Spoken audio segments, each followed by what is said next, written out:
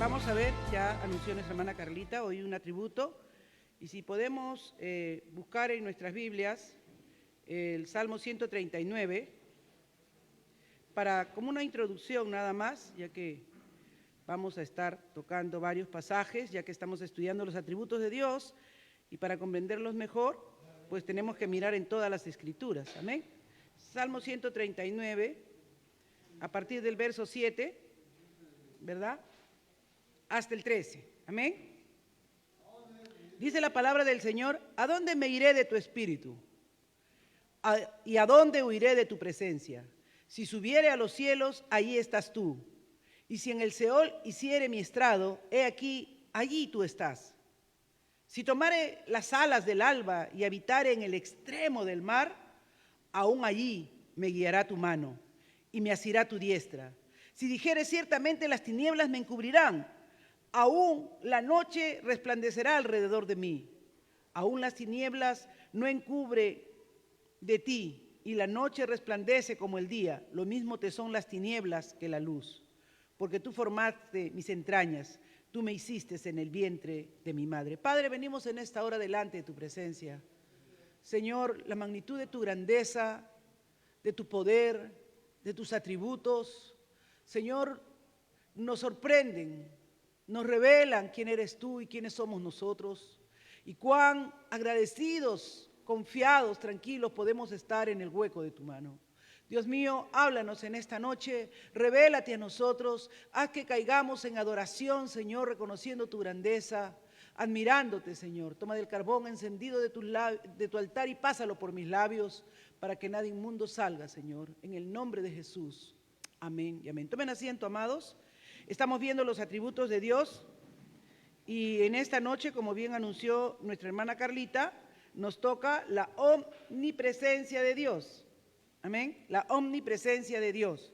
¿Qué atributos ya hemos visto? ¿Cuál ha sido uno de los primeros atributos que hemos visto? Dios es independiente, totalmente. No dependía de nosotros en ningún sentido. Él es totalmente independiente. Eso es lo que se conoce como la seidad de Dios. Él es porque es, y punto, ¿no? En nuestra mente finita nosotros hemos tratado de encuadrar un poco cómo es esa independencia de Dios, esa libertad de Dios, y decíamos por qué es importante conocer este atributo que otras veces no lo habíamos estudiado, porque eso nos muestra que la única razón, el único motivo por el cual Él nos hizo fue por amor. Amén. Fue porque nos amó y porque quiso hacerlo. ¿Ya? No hay en ti ni en mí algo que lo haya movido o motivado a Dios para que Él nos haga. ¿Sí? Él es totalmente independiente. Le amemos, no le amemos, lo reconozcamos, no lo reconozcamos, Él es Dios. Él sigue siendo Dios, por eso es Dios. Otro atributo que aprendimos, ¿cuál fue? Los incomunicables son una clasificación. Hemos visto atributos incomunicables y comunicables. Dentro de los incomunicables, que los incomunicables tienen la característica, ¿cuál es la característica que tienen los incomunicables? Que son exclusivamente de Dios. Tú y yo, en vez de ser independientes, somos dependientes, ¿no es cierto? Nosotros somos dependientes de Dios. Nuestras vidas son frágiles, son como un hilo. Cualquier cosa nos enferma. Un virus nos encerró más de un año en nuestras casas, ¿no es cierto? O sea, nosotros somos frágiles, nosotros somos dependientes, dependemos, ¿no? Te duele la cabeza, que tienes que tomar algo. Te fastidia el estómago, tú no te regeneras en ti mismo. Hay una dependencia de la gracia y de la misericordia de Dios constantemente. Entonces, cuando ustedes dicen un atributo incomunicable, no, es una clasificación. Los incomunicables son esos atributos que estamos estudiando ahora, que Dios tiene, pero que nosotros no tenemos. Y los comunicables son los atributos que Dios tiene, pero que en parte también nos ha transmitido a nosotros. Como por ejemplo, ¿qué dijimos? El amor, ¿no es cierto? El amor de Dios es inmesurable. No nos explicamos qué tan grande es el amor de Dios que puede haber entregado a su Hijo para rescatarnos a nosotros de nuestra condición de pecado. Pero sin embargo, Romanos 5 dice que Él ha derramado de ese amor en nosotros para que nosotros podamos perdonar a nuestros enemigos, para que nosotros podamos bendecir a quienes nos maldicen. Amén. Entonces también podemos llegar a sentir parte de ese amor. Esa es la diferencia entre incomunicables y comunicables. Comunicables son los que de alguna forma, de alguna manera, también están en nosotros. O en otras clasificaciones lo conocen como los atributos morales, ¿no es cierto? Los atributos morales. Entonces, estamos viendo los incomunicables y seguimos. Entonces, hemos visto que Dios es independiente. ¿Qué otro atributo hemos visto? Inmutable, no cambia. Ese atributo es vital, ¿no? Dijimos, pero ¿por qué es importante que aprendamos que Él es inmutable? Porque imagínense si Dios cambiara y dijera, no, hoy no te perdono. ¿No? Ah, no, hoy estoy de mal humor. Y dijera, no, ya no te voy a amar tanto como te he debido amar. No, ¿qué aprendimos? Que podemos acercarnos confiadamente a Él, porque si Él dice, con amor eterno te he amado, su amor es eterno. Amén. Así nosotros seamos los gusanos más terribles, los monstruos más terribles, Él es incambiable, no cambia. Si Él ha dicho que ha tomado en tus manos este barro para hacernos de nuevo, nos va a hacer de nuevo. Nos va a transformar, nos va a cambiar. A nosotros nos va a parecer mucho tiempo, pero también aprendimos otro atributo que nosotros no tenemos. ¿Cuál es? Él es eterno, Él es el alfa y el omega, ¿no es cierto? Si tendríamos, dijimos, una hoja así en blanco aquí, Él pone un punto acá y es el alfa, y pone el otro punto acá y es el omega, el comienzo y el fin. Él se sabe todo de la historia. Él se sabe cómo comenzó, sabe el presente, pero también sabe cómo va a terminar la historia. Y no hay límite en Él. Nuestro Dios es ilimitado. ¿Cuál es la diferencia con nosotros? Nosotros somos limitados. Nosotros tenemos un comienzo y un final. Por eso terminamos la clase, cuando vimos la eternidad, enséñanos a contar de tal modo nuestros días que talgamos a nuestro corazón sabiduría, porque nosotros sí somos finitos. Tenemos un comienzo y tenemos un final aquí en esta tierra y comenzaremos una eternidad con Dios después que Él nos levante en gloria. Aleluya. Entonces, conocer a Dios, ¿qué nos está permitiendo, hermanos? ¿Qué nos está permitiendo conocer a Dios? Si sabes qué tan grande es tu Dios, que te puedes acercar confiadamente, no a huir de su presencia, sino a acercarte a Él. Amén. Y eso vamos a aprender también en esta noche con la omnipresencia de Dios. Por eso comencé con la lectura de este precioso salmo de David, ¿verdad? En el Salmo 139 que dice, ¿a dónde me iré de tu espíritu? Porque Dios es espíritu, ¿no es cierto? Nada lo contiene. Vamos a ver ahora que la omnipresencia de Dios quiere decir que Él, 3 puntos vamos a ver en esta noche en la omnipresencia de Dios, ¿verdad? El primero que vamos a ver es que Dios está en todo lugar. No hay lugar donde tú no puedes... cuando comienza a conversar y hablar este salmo, David comienza a decir, ¿a dónde huiré? ¿A dónde me iré? A ver, y comienza a poner ejemplos, ¿no? Dice, si subo al cielo, ahí estás tú, ni modo, ¿no? Pero digo, ya, entonces voy a irme al Seol, porque no, también ahí estás tú. Ay, hermano, entonces Dios también está en el infierno. Sí, pues, solamente que está haciendo diferentes cosas. Él es Dios. Él está en el cielo, bajo su gloria, su tono de alabanza y de adoración, y está en el infierno viendo que estén bien castigados los que tienen que estar bien castigados, bien quemados los que tienen que estar quemados, bien aguzanados los que tienen que estar aguzanados. Diferente función. Él puede hacerlo. Por eso dice, si me voy al Seol, ahí preparo mi lecho, ahí estás tú. No hay lugar, dice. Y si en el Seol preparo ahí mi lecho, ahí estás tú. Si tomo las alas del alba y si habito en lo más remoto del mar, entonces digo, ya me voy a lo profundo, los océanos que no han sido explorados. Ahí me meto, ahí me escondo, dice David, tratando de hacernos entender que no hay lugar donde no esté la presencia del Señor. ¿Y eso no es fantástico? Eso es fantástico y es condenatorio también, porque ya sabes que, hermana, ahí en ese sitio que yo estuve esa vez que no debía estar, él estaba ahí. Él estaba tomando nota para darte tu chiquita. Porque ya vamos a ver que Dios está donde debe estar, o para bendecir, o para sostener, o para castigar y corregir. Así que según donde tú estés, tienes que entender cómo está Dios. Dice que el Señor en Amós, vayamos a Amós, me estoy adelantando un poquito, pero voy a dejarme guiar por el Espíritu. En Amós, para que entiendan esto que Dios nos quiere enseñar a ustedes y a mí en esta noche, capítulo 9, del 1 al 4, ¿ya? Dice, vi al Señor que estaba sobre el altar y dijo, derriba el capitel y estremezcanse las puertas y haz los pedazos sobre la cabeza de todos. Y al postrero de ellos mataré a espada. No habrá de ellos quien huya ni quien escape. Aunque cavasen hasta el Seol. Miren, nuevamente eso, ¿no? El hombre cree todavía, tú y yo, y eso es verdad. Yo estaba estudiando esto y decía, Señor, verdaderamente a veces yo también pienso que tú no me ves. ¿No? A veces yo también pienso que tú no me ves. Ay, digo, ya estudié, ya hice mi tema, ya preparé un postrecito para que vengan mis nietos. Me voy a ir, me voy a mi cuarto, prendo mi tableta, digo, a ver, voy a ver una de vaqueros. Y no sé por qué pienso que Dios no me ve. No sé por qué pienso que no ve la película conmigo. ¿No te ha pasado a ti? ¿Que crees que estás en un lugar y que Dios no está ahí?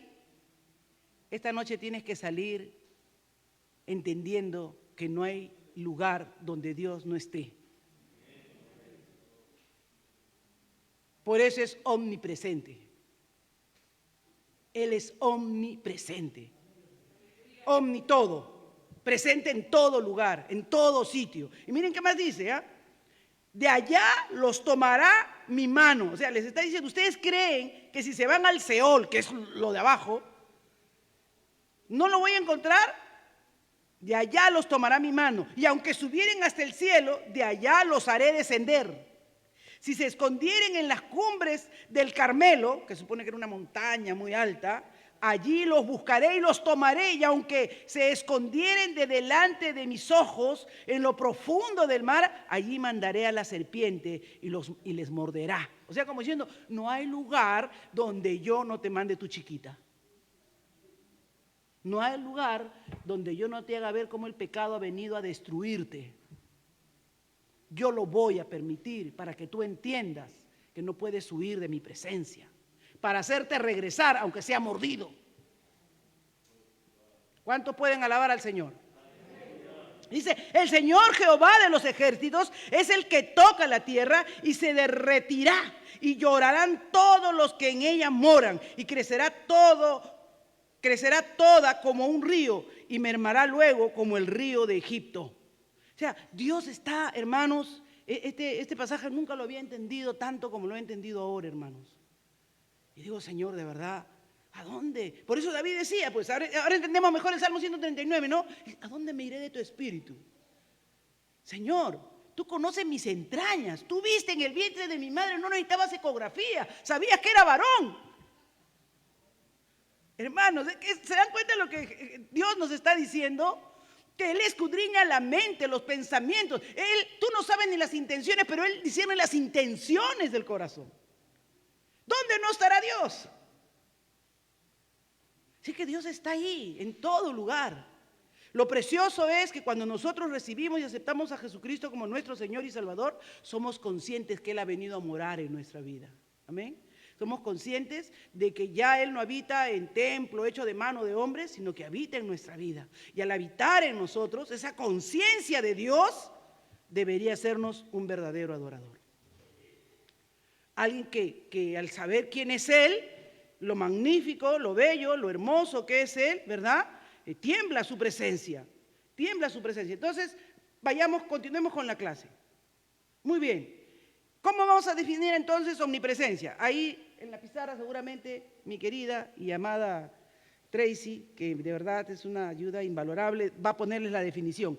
El pastor Wayne Gruden define la omnipotencia de Dios, la define como que Dios no tiene tamaño ni dimensiones espaciales. O sea, no le podemos decir cuán grande es, cuán pequeño puede ser, cuán microscópico puede reducirse.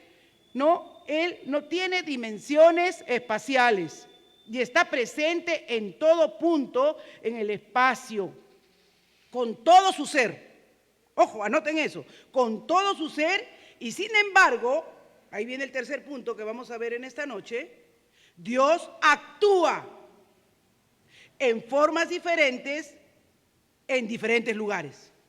Ya casi lo he dado la explicación mientras exponía en esta noche, ¿no? Y en Deuteronomio 10:14 dice, he aquí, de Jehová tu Dios son los cielos y los cielos de los cielos, o sea, el espacio, el recontraespacio, las galaxias y todo lo que tú le quieras poner ahí, que los hombres le han puesto nombre, la tierra y todas las cosas que hay en ellas.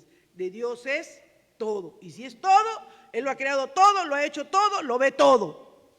Lo controla todo también, amén. Así que es importante que nosotros veamos que Dios es, así como es eterno, así como es ilimitado en tiempo, a Él no hay que podamos decir 2000, 3000, para Él 1000 años es como un día, así igual no hay un espacio, no hay un lugar o una cavidad, Él no puede ser contenido por nada, bendito sea el nombre del Señor. Así que ahí tenemos con claridad que Dios está presente en cada lugar.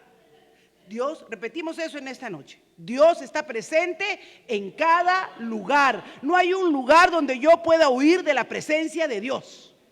No lo hay, no lo hay. Miren lo que dice Jeremías 23:23.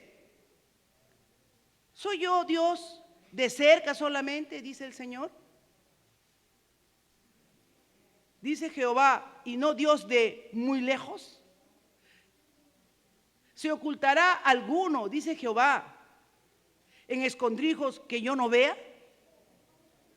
¿No lleno yo, dice Jehová, el cielo y la tierra? Wow. ¿Se han hecho ustedes esas preguntas? Entonces, Dios nos está desafiando en esta noche a que entendamos que su omnipresencia es vital para nosotros, y cuando tenemos conciencia de que Él está en todo lugar, en todo sitio, el temor reverente venga a nuestro corazón. Si tú tienes conciencia de Dios, ¿verdad? Es como a veces nuestros hijos en el colegio son unos bocasucias, ¿no? Pero delante de nosotros nunca le hemos escuchado una lisura. Nos llaman al colegio y nos dicen, señora, que su hijo, mire, han estado... No, jamás, mi hijo no habla, dicen. No habla en tu casa, pero en el colegio no habla una palabra limpia. Y tú no lo puedes creer, porque tú y yo somos seres finitos, limitados, y que solamente podemos estar en un lugar. No estamos en el colegio para verlos. Pero Dios está en todo lugar. Y como está en todo lugar, si yo como hijo de Dios, nacido de nuevo, soy consciente de ello, voy a tener cuidado, aunque los demás que están enceguecidos por el pecado puedan ser impíos, no son conscientes de que Dios está ahí, y yo sí soy consciente, yo me voy a cuidar mucho, porque sé que estoy delante de Dios. Y voy a actuar de la manera en que debo actuar. Resumen, no hay lugar en el universo entero, en tierra o mar, en el cielo o en el infierno, porque se dan cuenta que dice si en el cielo o en el Seol, si en el mar o en la tierra, no hay lugar donde Dios no esté presente. Toda la persona de Dios está ahí, no un pedacito. No es que Dios se hace pedacitos y está en cada lugar como un puntito, no. Con todo su ser, con toda su deidad, Dios está presente. Amén. Porque a veces puede surgir un fraccionamiento en nuestra mente. Ay, bueno, Dios estará, pero no creo, pues como tiene que estar en todo el mundo, entonces está un poquito en cada lugar. No, todo su ser, todo completo, todo su poder, todo Dios. Amén. Él está en todo lugar, Él está presente en todo lugar. Primer punto entonces, Él está presente en todo lugar, con toda su persona, con todo su ser. Entonces, no hay límites espaciales para Dios, no hay límites que nosotros podamos poner para Dios. Y esto decía el apóstol en el libro de los Hechos, capítulo 17, verso 28. Bueno, el historiador Lucas, ¿no? Porque en Él vivimos, nos movemos y existimos. En Él vivimos, nos movemos y existimos. Por eso los cristianos, hermanos, puedes entender ahora en tu mente por qué un cristiano entraba a un coliseo o a un circo romano tranquilo, confiado, porque sabía que no estaba solo. Y más bien cuidaba que su conducta en ese momento revelara su fe y su confianza en Dios. Se postraban, se arrodillaban, mientras los demás se llenaban de euforia, que iban a abrir las rejas, ellos comenzaban a adorar, a cantar y a glorificar a Dios. Porque sabían que en medio de esa circunstancia, en medio de esos tigres, de esos leones que posiblemente los devorarían en pocos segundos, ahí estaba Dios. Y si Dios no lo impedía, era porque Él quería ser glorificado de otra manera en la vida de ellos. Ellos fueron seres santos, hermanos, cuyo sacrificio golpeaba a la violencia, al desenfreno de esos hombres, como alguien podía morir cantando. Y convirtieron un imperio sin armas, sin bombas. Todo un imperio ateo, pagano, lo volvieron cristiano. La sangre de los mártires, como dice en uno de los libros, ahorita exactamente no recuerdo, no es tomada en vano. Dios valora la sangre de sus santos, porque saben que han pagado un precio para que la gloria de Dios sea revelada a los hombres. Amén. Cada testimonio que tenemos, que usted lee de esos misioneros, de esos hombres de fe, que caminaron, que se enfermaron, que murieron, que se fueron a ver a los indios. Acá nomás en Ecuador hace menos de 100 años creo que pasó ese accidente de ese misionero que fue y una tribu salvaje los terminó matando. Y después no es que, uy, ay, qué malo, ¿por qué Dios permitió? No, después de que él murió, su esposa fue la que siguió y esa tribu se convirtió y ahora hay predicadores ahí. A veces cuesta la sangre de los mártires para que quede señal y testimonio de que el amor de Dios ha sido derramado como el que Él tiene, no como el que nosotros sentimos. El que nosotros sentimos a veces no morimos ni por nuestros hijos, ¿no? Pero el amor de Dios, cuando es derramado en los corazones, puede tomar el control que debe tomar de nuestra vida. Y cuando tenemos esa conciencia de Dios, nos comportamos como nos debemos comportar. Aleluya. Entonces miren lo que dice ahí, en Él vivimos, nos movemos y existimos, así como algunos de vuestros mismos poetas han dicho, porque también nosotros somos linaje suyo. Somos conscientes de que Dios está ahí en todo momento. Y aquí en Colosenses 1:17 dice, y Él es antes de todas las cosas y en Él todas las cosas permanecen.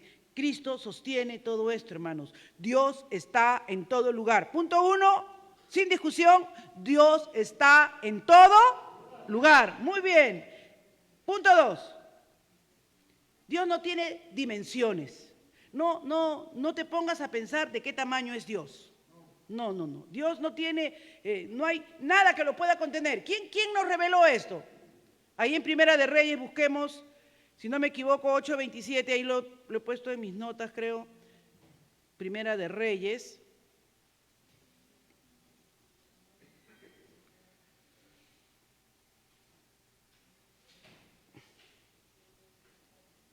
Pero es verdad.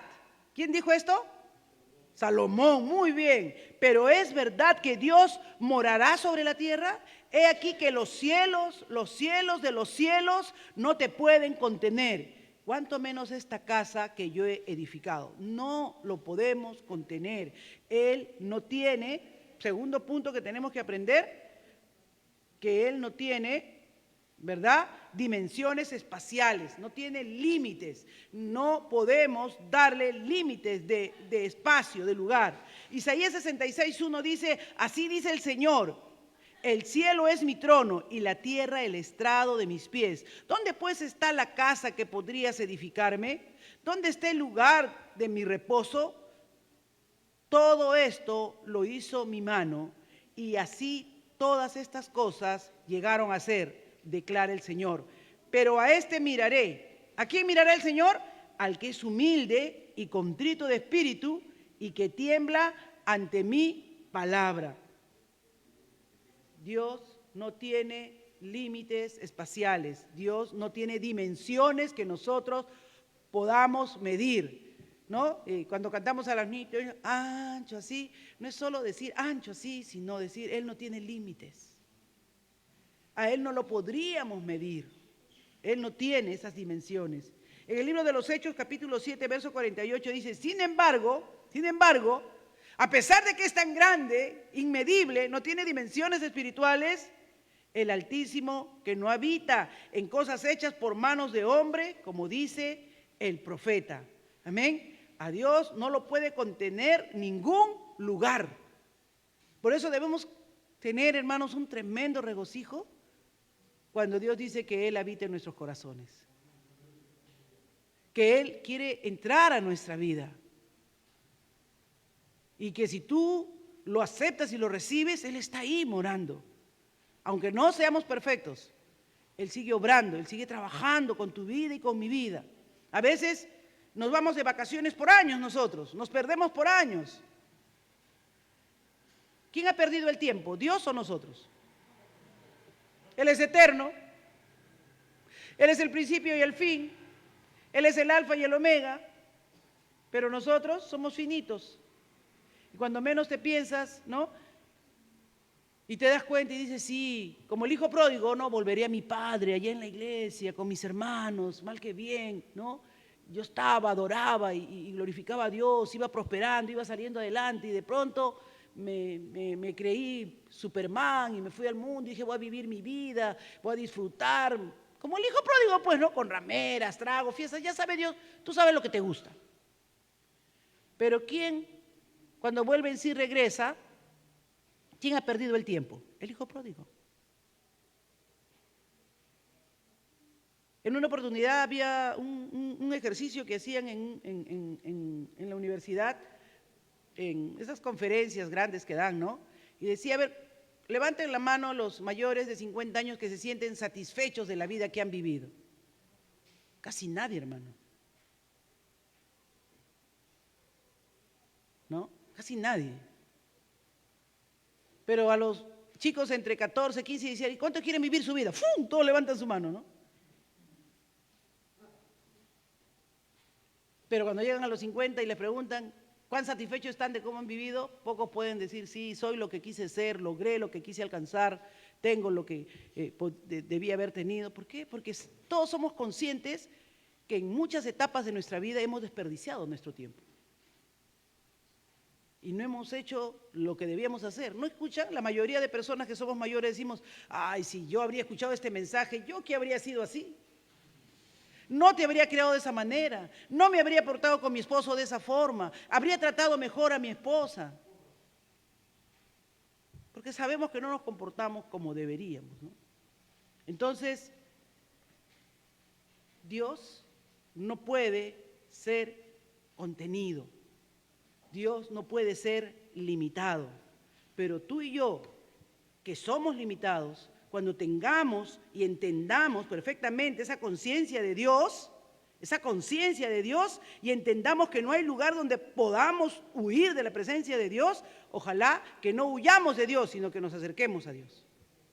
Nos acerquemos definitivamente a Él. Así que no hay lugar. ¿Se dan cuenta? David comienza a decir, ni el cielo, ni la tierra, ni el Seol, ni el mar. Vamos a Amós, lo mismo. ¿A dónde te esconderás de mí?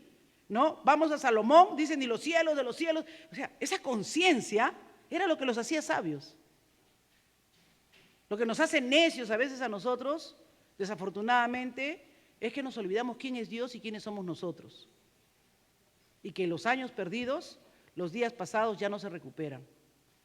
Ojalá que Dios en esta noche nos hable y nos haga entender y nos haga vivir de tal manera que traigamos a nuestra vida sabiduría, que nuestra vida realmente sea provechosa, fructífera, y no la gastemos en, como dijo el predicador, vanidad de vanidades, todo es vanidad. Así que un atributo de nuestro Dios maravilloso es que Él está en todas partes, y este es el atributo de la omnipresencia, y tiene una principal característica: Él está en todo lugar, pero Él no tiene dimensiones, no tiene límites. No te imagines jamás que el diablo no te engañe de esa manera diciéndote, hay un lugar donde Dios no puede verte.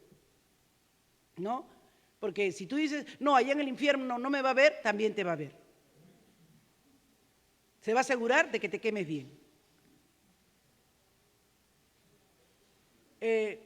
Dice que Dios no tiene dimensiones espaciales, pero está en todo lugar, y vi un ejemplo que pone el pastor Wayne Gruden, que es como la esponja, ¿no? Si tú a una esponja la llenas de agua, no, es solamente un pequeño ejemplo, no es un ejemplo perfecto porque la esponja tiene dimensiones, ¿no? También tiene un espacio y el agua también tiene un contenido líquido y Dios no tiene ningún contenido, pero es para que entendamos cómo lo llena todo, ¿no? Si tú metes esa esponja al agua, lo absorbe, está en toda parte de la esponja, pero sin embargo no se mezclan. La exprime y sale el agua. Entonces, él dice, ¿no?, que estas perspectivas de la Biblia, ¿no?, que nos quiere presentar de Dios, es como Él lo premia todo, está en todas partes de su creación, porque es de Él. Y que nuestra mente, en la medida en que es revelado este atributo de Dios, debe dimensionarlo de esa forma nuestro Dios. El diablo, por medio de la idolatría, de las cosas paganas, nos ha presentado un Dios como que está, ¿sí o no? En la idolatría, ¿qué nos ha presentado? A un Dios que está en un altar, en una imagen, o que está en un anda, o que está en el cielo. No, Dios está en el cielo. Y aún para muchos cristianos, Dios está en el cielo, Dios está en lo alto, Dios es el sublime. Y muchos tenemos en la mente, no, Dios no está ahí entre los pecadores. Ahí está para señalarle su pecado. Así que esta analogía de la esponja lo que trata de demostrarnos es Dios lo premia todo, lo envuelve todo. Y eso debe quedar claro en nuestra mente. Ahora, el tercer punto. ¿Cuál es el primer punto? Dios está en todo lugar. Segundo punto, Dios no tiene dimensiones espaciales. De espacio, de lugar. Él no tiene dimensiones, ni de grande, ni de pequeño, ni de alto, ni de profundo. No, no tiene ninguna dimensión. Porque Él está en todo. Él es Dios. Tercero, Dios puede estar presente para castigar, para sustentar o para bendecir. Ojalá que nuestra vida siempre esté para bendecir, hermanos. Amén. Como decía David, ¿no? Como decía David, tú me sostienes por la mano derecha, tú me guías, ¿no? Y como decía cuando recitaba el salmo de Jehová es mi pastor, ¿no? Aunque ande en valle de sombra de muerte, no temo porque tú estás conmigo, tú me das aliento, tú me levantas de la circunstancia en que esté, tu vara, tu callado, tú me cuidas, tú me proteges, ¿no? Entonces, esa conciencia de Dios es la que todos nosotros debemos tener de Él, ¿no? Muchos de nosotros nos preguntamos ¿qué hace? Si Dios es tan santo, ¿por qué está en el infierno? Ya se los expliqué. Está ahí, pero ¿para qué está ahí? Para castigar. Para castigar. Así que está en diferentes, se puede decir, maneras, en diferentes acciones. En esos lugares actúa de forma diferente. ¿Cómo lo vimos en Amós? ¿Estaba ahí para qué? Para decirle, los voy a castigar, los voy a corregir, ¿no? Pero ¿cómo lo vimos en el Salmo 139? Estaba ahí para que David sienta confianza, tranquilidad, que aún desde el vientre de su madre ya Dios lo conocía. ¿No creen, hermanos, que esa claridad, miren, piensen en David, ¿no? Que tiene esa claridad de Dios, que Dios lo conocía desde el vientre de su madre. ¿No creen que eso le dio tranquilidad cada vez que lo perseguía el rey Saúl? Cuando lo quería destruir, lo quería matar, le decía, ya, lo ha puesto en tu mano, ahora sí, mátalo, córtale. Él se turbaba y decía, no, Dios no haría así, porque él conocía, él sabía que Dios no actuaba de esa manera. ¿Cómo voy a matarlo a un hombre aquí sentado haciendo sus necesidades y yo lo haría así? No, Dios lo ha ungido, que Dios vea cómo lo mata. Pero yo no lo voy a matar. Porque él sentía que Dios estaba ahí. Entonces David se conducía, si ustedes leen Primera de Reyes, ¿no? Según de Samuel, donde habla de la vida de David, léanlo un día y comiencen a marcar esa palabra que dice, se conducía prudentemente. Se conducía prudentemente. A mí me llamó la atención y en mi Biblia anterior lo tenía bastante marcado, se conducía prudentemente. Y ahora, mientras estudio los atributos de Dios, dimensiono que quien conoce a Dios hermanos, casi siempre va a tener una conducta acertada, una conducta adecuada, porque aunque vemos nuestra limitación, aunque vemos nuestra circunstancia dura y difícil, pero podemos descansar en lo que Dios es y que Dios va a actuar en cada circunstancia. Miren, cuando David estaba frente a uno de los reyes enemigos que él tenía y se hacía el loco, cualquiera diría, no, pero si este es un hombre de guerra, este se ha matado a sus 10.000, aunque Saúl mató a sus 1.000, ahora se me va a hacer el loco. No, Dios estaba en la circunstancia y, decía, ¿quién es este loco que está babeando ahí? Y él confiaba en que Dios permitía que esa circunstancia que él estaba viviendo se cumpliera. Pero nosotros muchas veces no vemos a Dios como lo debemos ver. No hay lugar, no hay situación, y en la situación que estemos, Dios está ahí para que Él vea y controle todas las cosas. Dice Hebreos, entonces está para castigar, pero también está para sustentar, para contener. ¿Qué dice Hebreos 1, verso 3? Dice, el que sostiene todas las cosas con su palabra poderosa. Y yo les quiero compartir un texto que vi en Job. Déjenme mirar aquí. Acá está, Job 38, verso 10 y 11. Les va a encantar. Bueno, si lo entienden como yo lo entendí, ¿no? En el sentido de que dice, ustedes saben que Job se pone a discutir con Dios porque él sentía que no había sido justo con él, porque él se había conducido según él correctamente y él quería entender por qué le había pasado lo que le había pasado a Job. Saben que tuvo pruebas terribles, dolorosas, perdió sus hijos, perdió sus posesiones, lo perdió todo, se enfermó, se llenó de sarna, vivió una condición terrible por muchos meses y sus amigos encima venían a decirle, confiesa tu pecado, y él decía, si pecado habría en mí, ya lo habría confesado, yo no sé cuál es, que venga Dios y me diga cuál es mi pecado, yo me arrepiento acá ahorita. Eso es lo que decía Job, ¿no? Y entonces cuando Dios se le revela, no le comienza a decir, Job, este fue tu pecado, yo dije al diablo, ya a ver, pruébalo a mi siervo, no. Dios le comienza a decir, ¿quién eres tú? ¿Dónde estabas tú? Y miren el verso 10 dice, y establecí, bueno, desde el 9 ya, cuando yo puse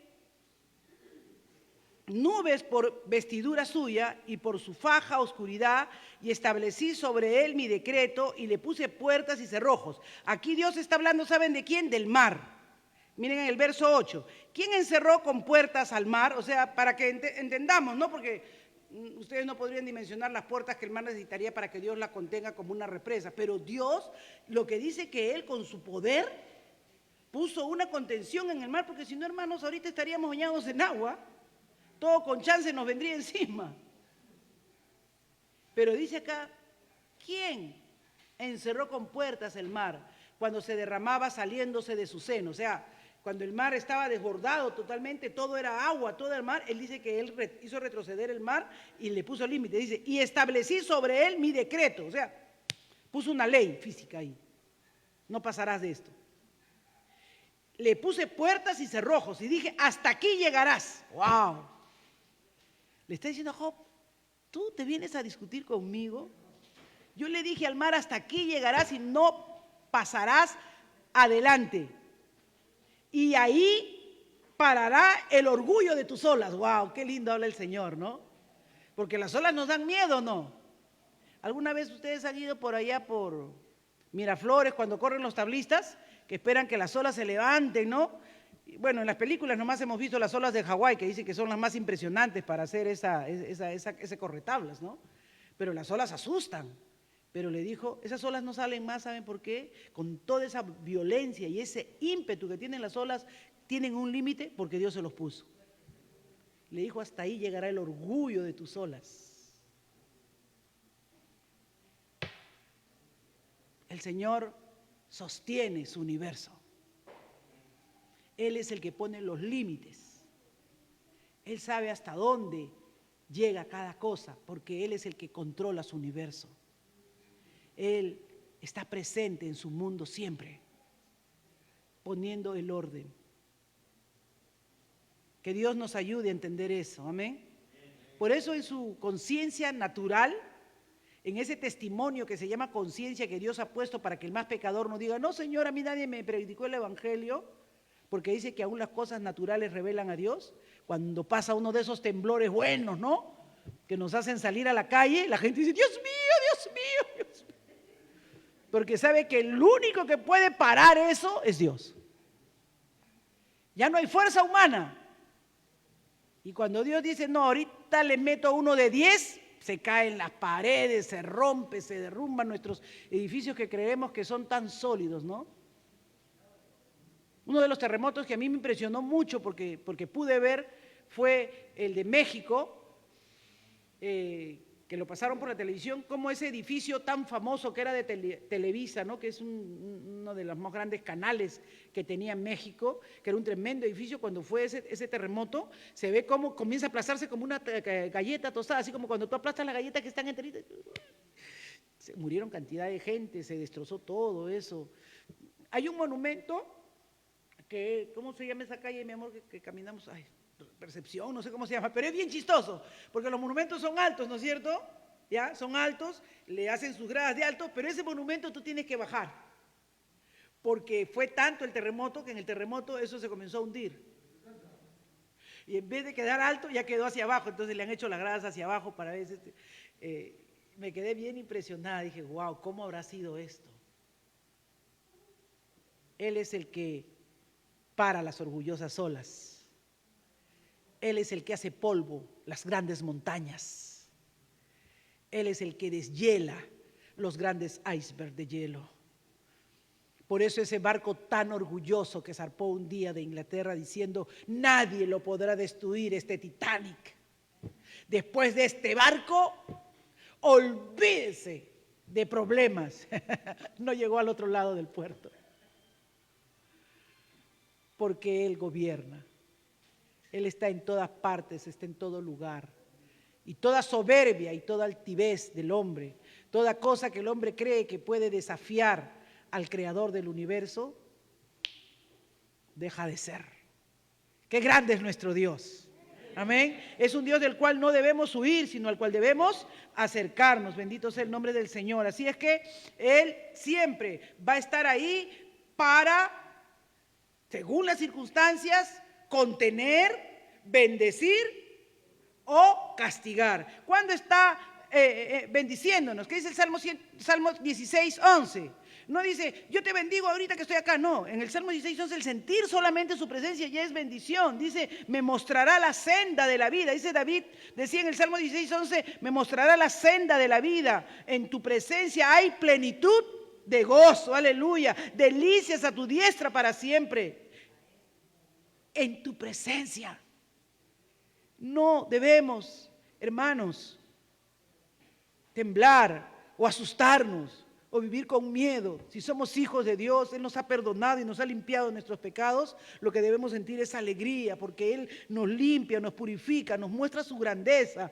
Que podamos nosotros también decir, gracias Señor, puedo sentir el gozo de tu amor, de tu ternura, de tu cariño, delicias a tu diestra para siempre.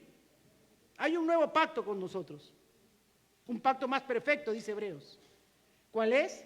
Que nuestra relación con Dios ahora ya no es en algo que habita por mano de hombres, sino en nuestro corazón, porque tenemos un mejor sacerdote que es Cristo Jesús, un mejor sacrificio, y por ello tenemos acceso al trono de la gracia. Bien dijo Jesús cuando habló con la mujer samaritana, viene un tiempo donde habrán verdaderos adoradores que adorarán al Padre en espíritu y en verdad. Juan 4, 23 y 24. Y esos adoradores busca el Padre, los que entienden, los que conocen, los que saben que no pueden huir de la presencia de Dios y que cuando Dios no está ahí para castigarnos o llamarnos la atención, su presencia debe ser para deleitarnos, para decir, gracias Señor, tú estás aquí. Estás aquí, Señor, nunca estaré sola, no me dejarás, no me desampararás. Hermanos, no hay mayor regocijo que saber que tu Padre está siempre a tu lado. Mi hija que tiene ahora su hijita, la Emilia, ¿no? A veces yo subo y ella está ahí pegada de la teta de su mamá. Se la quitan y grita, hermano, parece que estarían matando un chancho. Se deleita, está al lado de su mamá. ¿Cómo te deleitas en Dios tú? Deleítate, el Señor está contigo, no te dejará, no te desamparará. Dice que Él estará siempre a tu lado y es un regocijo tremendo. ¿Qué alegría debe sentir, por ejemplo, Marcos, Israel, que trabajan en un carro y saber que no están solos en el carro? Que Dios está con ellos, que los está conduciendo, que les está dando firmeza en sus manos para controlar cualquier circunstancia. Ahora, si manejan como locos, Él se baja en el siguiente paradero. No, mentira. Siempre está a nuestro lado. Siempre está a nuestro lado. En su presencia hay plenitud de gozo. Ese debe ser la alegría que nosotros tenemos. Nosotros debemos vivir esa nueva experiencia con Dios de que somos los verdaderos adoradores, no porque cantamos, sino porque vivimos acorde con su palabra, acorde con su voluntad. Dice, Dios ha escogido el lugar que en la Biblia se llama cielo para que sea el enfoque de la manifestación de su carácter y la presencia de su bendición y su gloria. Dice que cuando están ahí en el cielo, ¿qué hacen los ancianos? Le tributan sus coronas y le dicen gloria, gloria, gloria, honra, alabanza y honor al que vive y reina por los siglos de los siglos. Amén. Podemos ver la presencia de Dios plenamente en el cielo, pero podemos ver la presencia de Dios en todo lugar donde nosotros estemos, porque el Señor es espíritu, ¿no es cierto? En 2 Corintios capítulo 3 dice, verso 17, porque el Señor es espíritu y donde está el espíritu del Señor, ahí hay libertad. Amén. Donde está el espíritu, los demonios huyen. Dice que cuando Jesús llegaba a un lugar, ¿qué decían los espíritus? No nos atormenten, mándanos a los chanchitos. Porque donde hay un hijo de Dios, tiene que salir la malicia, tiene que entrar la libertad, los oprimidos, los cautivos. Ya no vivimos según la carne, hermanos. Los que vivimos según el espíritu podemos disfrutar constantemente de la presencia de Dios. Ahora que estamos estudiando Romanos 8, debemos regocijarnos y saber que los que estamos en el Señor, disfrutamos al Señor. Romanos 8, verso 9 dice, mas vosotros no vivís según la carne, sino según el Espíritu. Y si es que el Espíritu de Dios mora en vosotros, y si alguno no tiene el Espíritu de Cristo, no es de él. Pero si Cristo está en vosotros, el cuerpo en la verdad está muerto por causa del pecado, mas el Espíritu vive a causa de la justicia. Así es que nosotros andemos, hermanos, con esa seguridad y esa confianza de que Dios está a favor de nosotros. Amén, a favor de nosotros. Juan 14, 23 dice, Jesús respondió y le dijo, el que me ama, mi palabra guardará y mi Padre le amará y vendremos a él y haremos morada con él. Él está, su presencia de Dios en nuestra vida, ¿para qué es? Para bendecirnos, para ser de bendición constante en nuestra vida, para que Él, hermanos, nos traiga refrigerio de su presencia. Quiero terminar en esta noche con una declaración. Ya vimos anteriormente una declaración también de este teólogo, ¿verdad?, holandés, Babbik. Él dice estas palabras que yo le espero que la hermana ya las haya proyectado. Amén. Herman Babbik dice, cuando quiero hacer algo malo,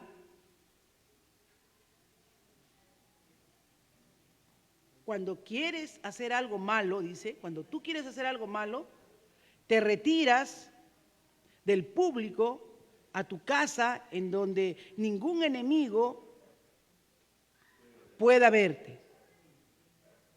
De los lugares de tu casa que son abiertos y visibles a los ojos de los hombres, te retiras a tu cuarto. O sea, te vas mientras más te escondes. Incluso en tu cuarto, déjenme ampliar esto, que ya no me ayudan mis lentes. Ahí está, qué bonito, listo. Ahora sí, incluso en tu cuarto temes algún testigo de algún otro lugar, así que te retiras a tu corazón, ya no lo hablas, ya no lo pronuncias, lo atesoras y lo guardas en tu corazón y ahí meditas. Él está más adentro que tu corazón. a donde quieras, por consiguiente, que huyas, Él está allí, de ti mismo. ¿A dónde vas a huir?